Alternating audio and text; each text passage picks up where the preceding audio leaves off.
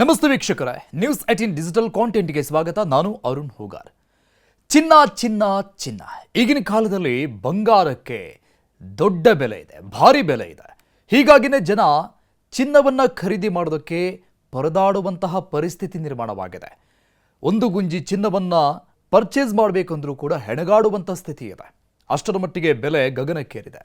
ಹೀಗಿದ್ದಂತಹ ಸಂದರ್ಭದಲ್ಲಿ in case ಒಂದು ವೇಳೆ ನಿಮ್ಮ ಮನೆ ಅಥವಾ ನಿಮ್ಮ ಜಾಗದಲ್ಲಿ ಚಿನ್ನ ನಿಧಿಯ ರೂಪದಲ್ಲಿ ಮಣ್ಣಲ್ಲಿ ಸಿಕ್ಕರೆ, ಭೂಮಿಯ ಒಳಭಾಗದಲ್ಲಿ ಸಿಕ್ಕರೆ ಖುಷಿ ಆಗೇ ಆಗತ್ತಲ್ವಾ? ಆದರೆ ಈ ರೀತಿಯಾಗಿ ನಿಮಗೆ ಈ ನಿಧಿ ಸಿಕ್ಕರೆ ಮೊದಲಿಗೆ ನೀವು ಮಾಡಬೇಕಾದಂಥ ಕೆಲಸ ಸಾಕಷ್ಟಿದೆ.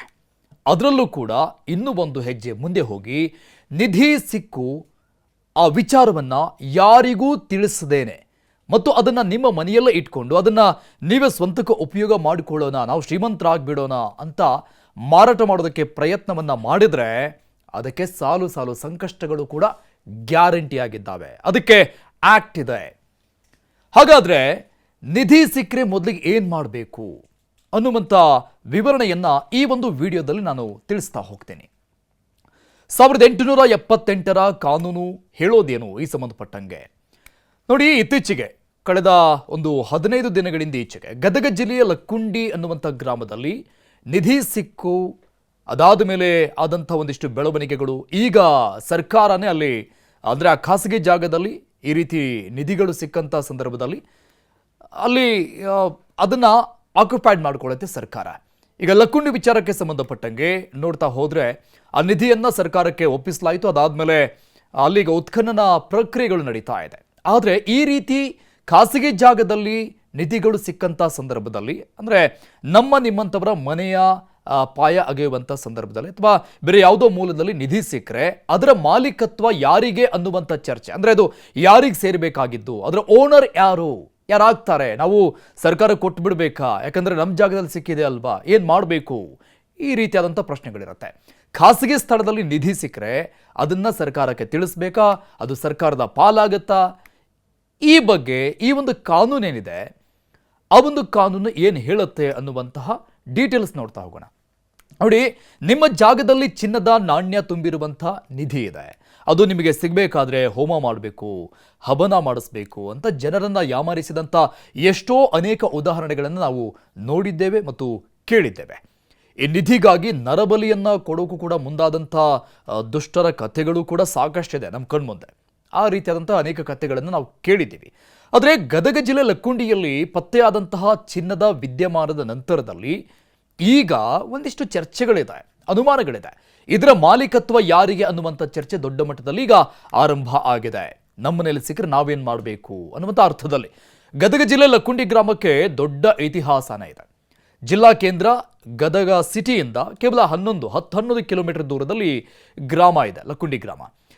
ಇದನ್ನು ದೇವಾಲಯಗಳ ಸ್ವರ್ಗ ಅಂತ ಕರೀತಾರೆ. ಹೊಯ್ಸಳರು ಮತ್ತು ಚಾಲುಕ್ಯರ ಕಾಲದ ಹಲವು ಶಾಸನಗಳಿಲ್ಲಿದ್ದಾವೆ. ಈ ಗ್ರಾಮದಲ್ಲಿ ಕುಟುಂಬವೊಂದು ಮನೆ ನಿರ್ಮಾಣದ ವೇಳೆ ಸಿಕ್ಕಂಥ ಚಿನ್ನದ ನಿಧಿ ಏನಿದೆ ಆ ನಿಧಿಯನ್ನು ಪ್ರಾಮಾಣಿಕತೆಯಿಂದ ಜಿಲ್ಲಾಡಳಿತಕ್ಕೆ ಕೊಟ್ಟಿತ್ತು. ಇನ್ನು ಲಕ್ಕುಂಡಿಯ ಬಗ್ಗೆ ಹೇಳಬೇಕು ಅಂತ ಇದ್ದರೆ ಅಲ್ಲಿ 101 ದೇವಸ್ಥಾನ ಅಂದರೆ ಐತಿಹಾಸಿಕ ದೇವಸ್ಥಾನಗಳು ಮತ್ತು 101 ಬಾವಿಗಳನ್ನು ಅಲ್ಲಿ ನಿರ್ಮಾಣ ಮಾಡಲಾಗಿದೆ ಅಂದಿನ ಕಾಲದಲ್ಲಿ.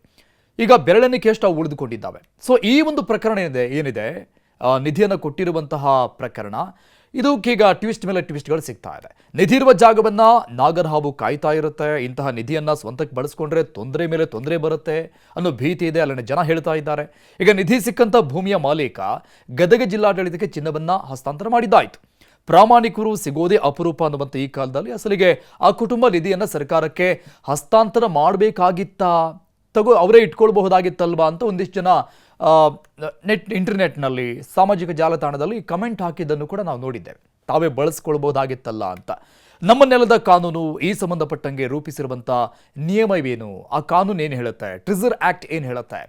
ಇಂಡಿಯನ್ ಟ್ರೆಜರ್ ಟ್ರೋವ್ ಆ್ಯಕ್ಟ್ 1878 ಇದೇನು ಹೇಳುತ್ತೆ ಅಂದರೆ, ಖಾಸಗಿ ಭೂಮಿಯಾಗಲಿ ಅಥವಾ ಸರ್ಕಾರದ ಒಡೆತನದ ಭೂಮಿಯೇ ಆಗಲಿ ಅಲ್ಲಿ ನಿಧಿ ಸಿಕ್ಕಿದ್ದೇ ಆದಲ್ಲಿ ಅದರ ಮಾಲೀಕತ್ವ ಯಾರಿಗೆ ಅನ್ನುವ ವಿಚಾರದಲ್ಲಿ ಭಾರತದ ನೆಲದಲ್ಲಿ ಸ್ಪಷ್ಟವಾದಂಥ ಕಾನೂನಿದೆ. ಬಹಳ ಹಿಂದಿನ ಕಾಲದ ಕಾನೂನು ಇದಾಗಿದ್ರೂ ಕೂಡ ನಿಯಮ ಅನ್ನೋದಿದೆ. ಇದಕ್ಕೆ 1878ರ ಇಂಡಿಯನ್ ಟ್ರೆಜರ್ ಟ್ರೋವ್ ಆಕ್ಟ್ ಅಂತ ಕರೀತಾರೆ. ಇಲ್ಲಿ ರೂಪಿಸಲಾಗಿರುವಂಥ ನಿಯಮ ಏನಿದೆ, ಕಾನೂನೇನಿದೆ, ಭಾರತದ ಎಲ್ಲ ರಾಜ್ಯಗಳಲ್ಲಿ ಮತ್ತು ಕೇಂದ್ರಾಡಳಿತ ಪ್ರದೇಶಗಳಲ್ಲಿ ಪಾಲನೆ ಮಾಡಲಾಗುತ್ತೆ. ಹಳೆಯ ಕಾನೂನು ಇದಾಗಿದ್ರೂ ಕೂಡ ಇದಕ್ಕೆ ಸಾಕಷ್ಟು ಬಾರಿ ತಿದ್ದುಪಡಿಯನ್ನು ತರಲಾಗಿಲ್ಲ. ಅದು ಯಾವ ರೀತಿಯಾಗಿ ಬ್ರಿಟಿಷರ ಕಾಲದಲ್ಲಿ ಮಾಡಲಾಗಿತ್ತು ನಿಯಮವನ್ನು, ಎಟ್ ಪ್ರೆಸೆಂಟ್ ಈಗಲೂ ಕೂಡ ಅದು ಚಾಲ್ತಿಯಲ್ಲಿದೆ. ಈ ನಿಯಮದ ಪ್ರಕಾರ ಭಾರತದ ಕರೆನ್ಸಿ ಅಂದರೆ 10 ರೂಪಾಯಿ ಮತ್ತು ಅದಕ್ಕಿಂತ ಹೆಚ್ಚು ಬೆಲೆ ಬಾಳುವ ಎಷ್ಟೇ ವಸ್ತುಗಳಿರಬಹುದು, ಅದು ಭೂಮಿಯೊಳಗೆ ಪತ್ತೆಯಾದ ಪಕ್ಷದಲ್ಲಿ 10 ರೂಪಾಯಿಯಿಂದ ಹಿಡ್ಕೊಂಡು ಅದು ಯಾರ ಸ್ವತ್ತು ಆಗೋದಿಲ್ಲ. ಅಂದರೆ ಒಂದು ವೇಳೆ ಖಾಸಗಿ ಜಾಗದಲ್ಲಿ ನಿಧಿ ಏನಾದರೂ ಪತ್ತೆಯಾದರೆ ಅದರ ಮಾಲೀಕರು ಜಾಗದ ಒಡೆಯ ಆಗೋದಿಲ್ಲ ಅನ್ನೋದು ಈ ಕಾಯಿದೆಯಲ್ಲಿ ಪ್ರಮುಖವಾಗಿ ಸ್ಪಷ್ಟವಾಗಿ ಉಲ್ಲೇಖ ಆಗಿರುವಂತಹ ಪ್ರಮುಖ ಅಂಶವಾಗಿದೆ. ಜಾಗ ಯಾರದ್ದೇ ಆಗಿರಬಹುದು, ಅದು ಸರ್ಕಾರಕ್ಕೆ ಸೇರಬೇಕು. ಈ ಕಾಯ್ದೆ ರೂಪಿಸುವ ವೇಳೆ ಮೊತ್ತವನ್ನು ಅಂದರೆ ಆ ಆಕ್ಟ್ನಲ್ಲಿ ಬರೆಯಲಾಗಿದೆ $0.15 ಅಥವಾ 0.10 ಪೌಂಡ್ ಅಂತ. ಅಂದರೆ ನಮ್ಮ ಭಾಷೆಯಲ್ಲಿ ಹೇಳೋದಂದ್ರೆ 10 ರೂಪಾಯಿಂದ ಮೇಲ್ಪಟ್ಟು 10 ರೂಪಾಯಿ ಸಿಕ್ಕರೂ ಕೂಡ ಅದು ಸರ್ಕಾರದ್ದೇ. ಈ ಕಾಯ್ದೆಯಲ್ಲಿ ನಮೂದು ಮಾಡಲಾಗಿದೆ. ಪ್ರಾಚೀನ ತಾಮ್ರ, ಚಿನ್ನ, ಬೆಳ್ಳಿಯಂತಹ ವಸ್ತುಗಳನ್ನು ಸಂರಕ್ಷಣೆ ಮಾಡುವುದು ಈ ಕಾನೂನಿನ ಉದ್ದೇಶವಾಗಿದೆ. ಭೂಮಿಯೊಳಗೆ ಸಿಗುವ ನಿಧಿ ಸಿಕ್ಕಿದ ಪಕ್ಷದಲ್ಲಿ, ಭೂಮಿಯೊಳಗೆ ಸಿಕ್ಕಂಥ ಪಕ್ಷದಲ್ಲಿ ಅದು ಈ ಕಾಯ್ದೆ ಪ್ರಕಾರ ಅವರ ಸ್ವತ್ತಾಗುವುದಿಲ್ಲ. ಅದನ್ನು ತಕ್ಷಣಕ್ಕೆ ಆಯಾ ಜಿಲ್ಲೆಯ ಜಿಲ್ಲಾಧಿಕಾರಿಗಳಿಗೆ ಅಂದರೆ DC ಗಳಿಗೆ ಅಥವಾ ತಹಶೀಲ್ದಾರ್ಗಳಿಗೆ ಮಾಹಿತಿ ಕೊಡಬೇಕು, ಹೀಗೆ ಸಿಕ್ಕಿದೆ ಅಂತ. ಒಂದು ವೇಳೆ ಮಾಹಿತಿ ನೀಡದೆ ಸಿಕ್ಕಾಕೊಂಡ್ರೆ ಕನಿಷ್ಠ 1 ವರ್ಷದವರೆಗೆ ಜೈಲು ಶಿಕ್ಷೆ ಇರುತ್ತೆ ಮತ್ತು ದಂಡ ವಿಧಿಸುತ್ತಾರೆ. ಅದು ಇಲ್ಲದಿದ್ದರೆ 2 ಶಿಕ್ಷೆಗಳನ್ನು ಎದುರಿಸಬೇಕಾಗುತ್ತೆ. 2 ಮಾಡ್ಬೋದು, ಜೈಲು ಮತ್ತು ದಂಡ 2 ಅನ್ನೋ ಅಂಶ ಈ ಕಾನೂನಲ್ಲಿ ಸ್ಪಷ್ಟವಾಗಿ ಪ್ರಸ್ತಾಪ ಆಗಿದೆ. ಸಿಕ್ಕ ವಸ್ತುವಿನ ಬಗ್ಗೆ ಮೌಖಿಕವಾಗಿ ಮಾಹಿತಿಯನ್ನು ನೀಡದೆ ಲಿಖಿತ ರೂಪದಲ್ಲಿ ಸಂಬಂಧಪಟ್ಟ ಜಿಲ್ಲಾಡಳಿತಕ್ಕೆ ನೀಡಬೇಕಾಗತ್ತೆ. ಲಿಖಿತ ರೂಪ ಅಂದರೆ ಪತ್ರದ ಮೂಲಕವಾಗಿ ನಾವು ಬರೆದು ಎಷ್ಟು ಸಿಕ್ಕಿದೆ, ಯಾವಾಗ ಸಿಕ್ತು, ಎಷ್ಟು ಪ್ರಮಾಣದಲ್ಲಿ ಸಿಕ್ಕಿದೆ, ಏನೇನೆಲ್ಲ ಸಿಕ್ತು ಅನ್ನುವಂಥದ್ದನ್ನು ಬರೆದು ಅದನ್ನು ಕೊಡಬೇಕಾಗತ್ತೆ. ಇನ್ನು ಸಿಕ್ಕ ವಸ್ತುವಿನ ಬಗ್ಗೆ ಸಂಪೂರ್ಣವಾದಂಥ ಮಾಹಿತಿ, ಅದರ ಈಗಿನ ಅಂದಾಜು ಮಾರುಕಟ್ಟೆ ಬೆಲೆ, ಯಾವ ದಿನಾಂಕ ಮತ್ತು ಸಮಯ, ಆ ಸಿಕ್ಕಂಥ ವಿವರ, ನಿಧಿ ಸಿಕ್ಕ ವೇಳೆ ಯಾರ್ಯಾರು ಇದ್ರೂ ಅವರ ಮಾಹಿತಿ ವಿವರಗಳನ್ನು ಅಧಿಕಾರಿಗಳಿಗೆ ನೀಡಬೇಕಾಗತ್ತೆ. ಲಿಖಿತ ರೂಪದಲ್ಲಿ ಅಂದರೆ ಬರವಣಿಗೆ ರೂಪದಲ್ಲಿ ಸಿಕ್ಕ ವಸ್ತುಗಳನ್ನು ಸರ್ಕಾರಿ ಖಜಾನೆಯಲ್ಲಿ ಇಡಬೇಕು ಅಥವಾ ಅಗತ್ಯ ಬಿದ್ದಾಗ ಅದನ್ನು ವಾಪಸ್ ಒದಗಿಸುವ ಭರವಸೆಯನ್ನು ಪಡೆದುಕೊಂಡು ನಿಧಿ ಸಿಕ್ಕವರಿಗೆ ಅದನ್ನು ವಾಪಸ್ ನೀಡುವ ನಿರ್ಧಾರವನ್ನು ಜಿಲ್ಲಾಡಳಿತ ತೆಗೆದುಕೊಳ್ಳುತ್ತೆ ಒಂದಿಷ್ಟು ಕಾನೂನು ಪ್ರಕಾರವಾಗಿ. ನೋಡಿ, ಈ ಕಾಯ್ದೆ ಪ್ರಕಾರ ನಿಧಿ ಸಿಕ್ಕಿದ ನಂತರ ಜಿಲ್ಲಾಡಳಿತ ಈ ಬಗ್ಗೆ ಸಮಗ್ರ ತನಿಖೆಯನ್ನು ನಡೆಸುತ್ತೆ.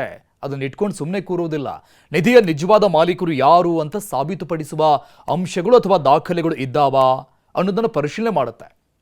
ಪ್ರಮುಖವಾಗಿ ನಿಧಿಯನ್ನು ಹೂತಿಟ್ಟ ವ್ಯಕ್ತಿಯ ವಂಶಸ್ಥರು ಅಥವಾ ಅಂದರೆ ಅವರ ಪೂರ್ವಜರು ಯಾರಾದರೂ ಇದ್ದಾರೆ ಅನ್ನೋದನ್ನು ಮೊದಲಿಗೆ ಜಿಲ್ಲಾಡಳಿತ ಪರಿಶೀಲನೆ ಮಾಡುತ್ತೆ.